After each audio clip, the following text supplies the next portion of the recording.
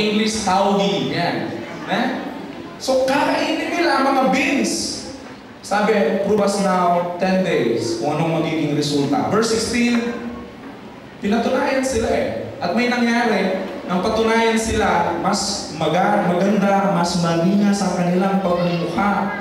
Napatunayan, inalis sa kanila at binigyan sila ng pulse. Pagdating ng verse 17, mas maganda silang tingnan kaysa sa mga kumakain ng pagkain ng hari. Ito nga pansin ko, it's not about the food. Gusto? Taglay nila yung karunungan, kaunawaan, at si Daniel mayroon siyang kaunawaan sa mga vision at mga panaginip. It's not about the food. Kasi napansin ko, yung pulse, galing din ng Babylon. Di pagkain, lifestyle ang tinutuloy dito. Kapag kumain ka ng pagkain ng hari, kasalo mo ang hari, yung lifestyle ng hari, magiging lifestyle mo. Kapag kumakain ng hari, hindi lang po siya kumakain ng kagaya natin. May entertainment po diyan. May mga sumasayaw, umaagos yung alak, may mga tumatawa, may nag-aawitan, my way. Tapos may nagmumura dyan, may sumasayaw, may nagtetebo, may nag-uupo, yan. Kapag kumain ka ng pagkain ng hari, kung ano yung kinakain ng hari, kinain mo yun, kakain ka doon sa presensya ng hari. Ganun po yun. Lifestyle ang tawag dito.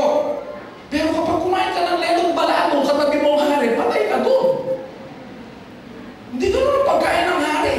So kapag pinili mong kumain ng pulse, ng lentils, kakain ka, nakatago. Hindi doon sa presensya ng hari. So alamitan nyo dito, kapag kumain ako, nagisalo ako sa hari, grabe kumakain ako, tapos may nagbebeli dancing sa harap ko. Paano ka magpe-pray? Bayo ko mga kaldereta. Lord, paano lagi kipit kaldereta kayo tetera? Di alayang maalan. Bless you po yung kaldereta, Lord. Mag-imsikan na niya po yung katawan. Mga nanapay, baka tumiyakirit ang tetera ito. Tutukin ako mag-pray. Lord, takpan mo ang aking mata pag hindi mo makita. Araw-araw kasama mo kumakain ng hari. Susunod, ito na panalangin mo. Lord, takpan mo ang mata mo. Pero hindi mo ako makita. Alam ni Daniel, alam ni Shadrach, Meshach, masarap yung pagkain. Maganda yung atmosphere, pero ayaw nila ng ganong lifestyle. Hindi. Okay na lang tayo. Tofu. Ganyan. Doon tayo matatago. Bakit? Sabi nung yun, papatayin ako kapag nakita payatod kayo. Prove us 10 days. Magkikita po ninyo, malakas po kami. Ganun ang nangyari. Ang tawag dito, anointed. Basta ano to? Akala ko 10 days lang silang kakain. Bro, chapter 1, verse 5. Hindi po 10 days. Hindi rin po 10 weeks. Hindi rin po 10 months. 3 years.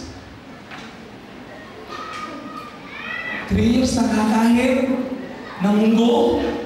Basta 3 years. Ano magiging pagkain nila? Ayaw nilang madumihan ng mundo. Kahit mang-amoy na sila ng mundo. Ayaw sila. Bakit? Ang tawag po dito, anointing. Kapag dinedicate mo sarili mo, pakinggan po ninyo ito, mananampalataya. Kapag lumabas sa bibig mo, na tinatalaga mo buhay mo sa Diyos, susubukin ka ng Diyos. Patutunayan ka ng Diyos. Di makikipagbiro ang Diyos. Kapag sinabi mo, Lord, itinatalaga ko ang aking buhay sa'yo, patutunayan ka ni Lord. At patutunayan ka ng Diyos sa dalawang bagay. Pananampalataya, patutunayan niya ng katapatan at katatagan. Ganito sila napatunayan for 3 years. 3 years. Faithfulness and consistency. No, mangako tayo na sabi natin, I am crucified with Christ. Nevertheless I live. Yet not I, but Christ liveth in me. Idinedicate mo sarili mo sa Diyos. Patutunayan ka ng Diyos. Maliwanag po ba? Patutunayan ka ng Diyos araw-araw. Kung gigising ka doon sa pinangako mong oras, kakausapin mo, Panginoon. Nung una, malakas ka. Pero bandang huli, dahil pagod ka, ang dami mong ginawa, patutunayan ka Diyos. Sino po dito yung mga napatunayan? Na sinabi sa Panginoon, Lord, tinatalaga ako alas 4 ng madaling araw, babangon po at kakausapin ko kayo. Grabe, kung una malakas 3:30, gising na. Nauuna pa sa alarm. 3:45. Grabe, 4 o'clock, automatic tumatayo. Pagkaraan ng ilang buwan, 4:05, nalit ng 5 minuto. Tapos, 4:30, nalili. 5 o'clock. Tapos tutulog eh. Lord, pwede pong pota na alas 8. Ano daw ko pagsabihan? Nangako na, Lord, magbabasa ako ng 3 kabanata kada araw, 3 chapters a day. Nung una, talaga nagpa 5 chapters. 4, 6. Ngayon, 1 chapter. May panayang Psalm 170. Pameroy. Patutunayan ka ng Diyos.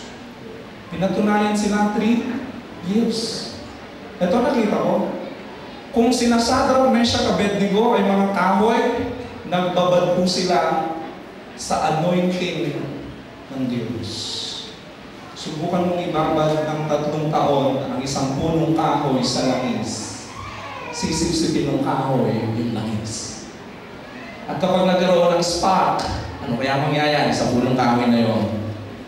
Madali masunog. Hindi nakukuha ang anointing kapag nagilig kayo kay pastor. Lalong hindi makukuha ang anointing kapag dumikit ka kay pastor. Parang sinasabi mong, hihigupin ko na lang ang anointing ni pastor.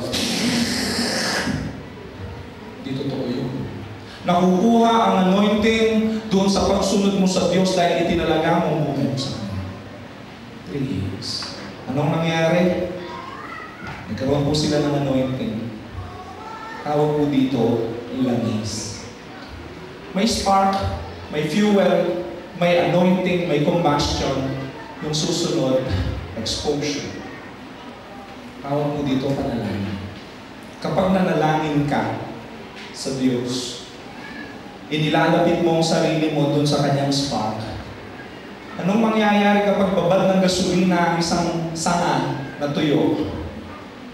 Itabi mo dun sa spark na sisindihan.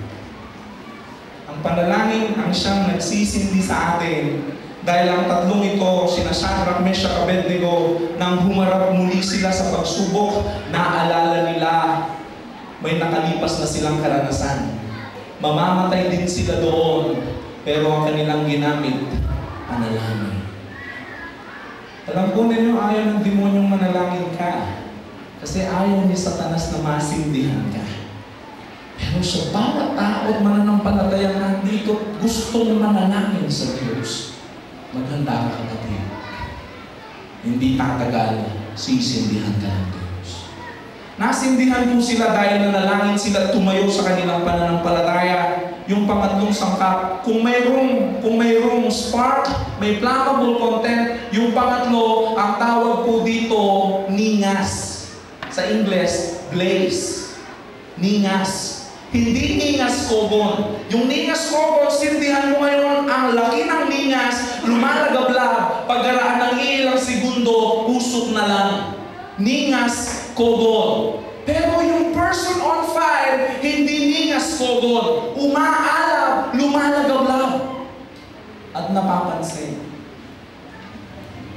Ito yung tinatawag na continuous burning and glowing. Paano to, Pastor?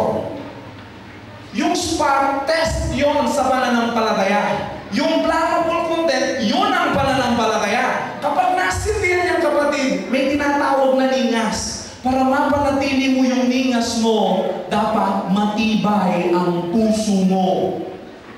Marahil dito may mga pusong sugatan. May mga pusong bagabag. May mga pusong pagod. May mga pusong natatakot.